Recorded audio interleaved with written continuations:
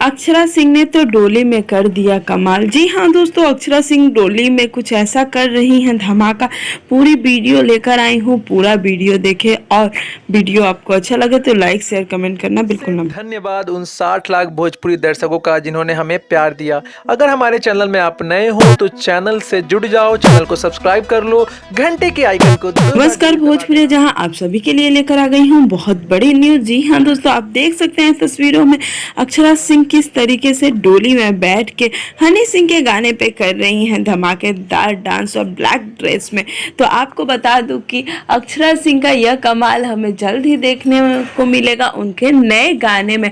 अभी तक अक्षरा सिंह ने उस पर कुछ प्रतिक्रिया नहीं दी है कि कब गाना आने वाला है, लेकिन आपको बता दूं कि डोली का सीन है और कुछ बेवफाई पे ही गाना आने वाला है। अक्षरा सिंह ने यह गाना अपने इंस्टाग्राम रील वीडियो पे शेयर किया है और लोगों को काफ़ी पसंद भी आ रहा है।